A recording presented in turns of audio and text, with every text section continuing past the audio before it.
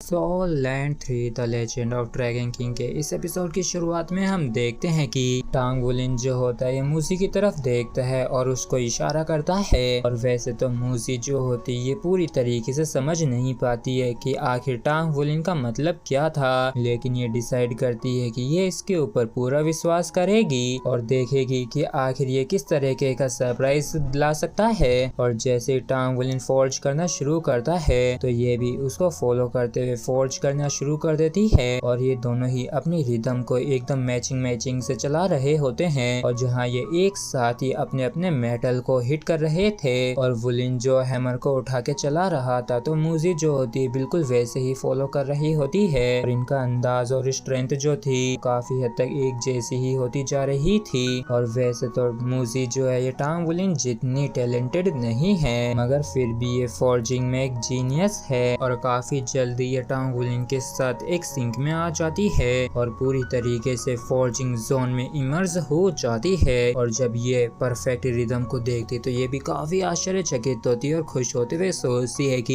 ये जो सेंसेशन है ये सच में काफी अमेजिंग है। मैंने पहले कभी भी ऐसा कुछ महसूस नहीं किया। और हाँ बिल्कुल ये एग्जैक्टली ऐसा ही है। जबकि इस तरफ ये जो जज होते हैं काफी हैरान होते हैं और कहते हैं कि आखिर उन दोनों को क्या हुआ। उन दोनों की जो फोर्जिंग रिदम है वो एग्जैक्टली एक दूसरे की जैसी ही है। और तभी हम देखते हैं कि टांग वुलिन और मूजी जो होते हैं ये दोनों ही अपने अपने मेटल के ऊपर फाइनल स्ट्राइक चेप देते हैं। और वाकई में इन दोनों की फाइनल स्ट्राइक जो होती है काफी गजब की होती है। और इनकी फाइनल स्ट्राइक को देख के ये जो मास्टर होता है चौंक जाता है और ये कहता है कि क्या उसमें से एक लाइट बाहर निकल के आई, नहीं ऐसा नहीं हो सकता है। और जब ये मास्टर आगे बढ़ रहा होता है कि तभी सेन्यू जो होता है बीच में आ जाता है और कहता है कि वहाँ पे मत जाइए और वो अभी ब्लैक स्मिथ की काफी अच्छी स्टेज पे हैं तो प्लीज उनको अभी डिस्टर्ब मत करिए। और ये जो ओल्ड मैन होता है ये अच्छे से समझता होता है कि ब्लैक स्मिथ के लिए कॉम्प्रहेंशन की क्या इम्पोर्टेंस है, इसलिए तुरंत ही वहीं के वहीं रुक जाता है और सोचता है कि वो दोनों जो छोटे से बच्चे हैं काफी अमेजिंग है। और देखो अभी अभी लाइट बाहर आई थी तो उन दोनों ने करीब करीब हाफ स्पीड रिफाइनमेंट को अचीव कर लिया है। और वो जो सेकंड ग्रेड है वो दोनों ही heavy silver metal second grade 1000 refined के 2 पीसेज हैं। और इस चीज को सिर्फ वही ब्लैक स्मिथ अचीव कर सकते हैं जो कि रैंक 4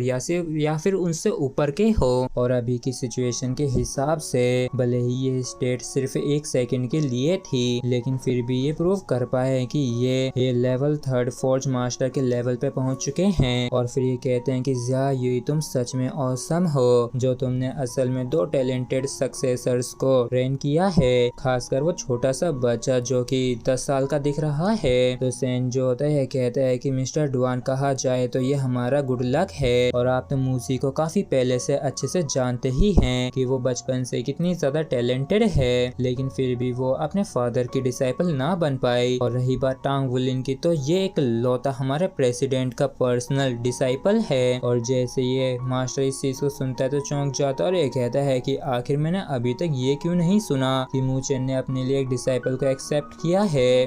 तुम में से किसी ने ऐसा कुछ सुना है क्या? तो साइड वाले भी मना कर देते हैं। तो सैन ये भी कहता है कि डुआन लाओ आखिर तुम्हारा इससे क्या मतलब है? तो डुआन लाओ जो होता है कहता है कि मेरा मतलब कुछ भी नहीं है, चलो ठीक है अब पीछे हट जाओ, बच्चों के गेम पे असर मत डालो। जबकि सैन ये जो होता है सोचता है कि डुआन लाओ जो है ऐसा दिखता है कि ये टांग वुलिन के ऊपर स्पेशल अटेंशन दे रहा है। जबकि इस तरफ टांग वुलिन जो होता है काफी खुश होता है और सोचता है कि बहुत ही बढ़िया, ऐसा महसूस हो रहा है जैसे कि मैं थोड़ा बहुत बेहतर हो गया हूँ। और 3rd रिंग पर पहुँचने से पहले मैं एक 1000 प्रोडक्ट्स की फोर्जिंग स्किल जो है उसे मास्टर करना चाहता हूँ जिसके परिणाम स्वरूप जो मेरी जो सक्सेस रेट होगी इम्पैक्ट फोर्जिंग में वो काफी ज्यादा इम्प्रूव हो जाएगी और उस समय मैं थोड़ा और पैसा बचा सकूंगा। जबकि इस तरफ हम मूसी को भी देखते हैं जो कि काफी थक गई होती है और ये सोचती है कि ये तो 1000 फोर्जिंग है और असल में मैंने एक सेकंड ग्रेड मेटल को फोर्ज किया है। और अभी अभी मुझे जो अलाइनमेंट मिली है उससे मुझे अच्छे से समझ में आ गया है कि 1000 रिफाइनमेंट का असली मतलब क्या होता है। और अब से मैं officially 3rd level forging master के रैंक में एंटर कर चुकी हूँ। और ये सब कुछ सिर्फ और सिर्फ ब्रदर टांग वुलिन तुम्हारे वजह से ही संभव हो पाया है। और वो टांग वुलिन ही था जिसने मूसी को लीड करके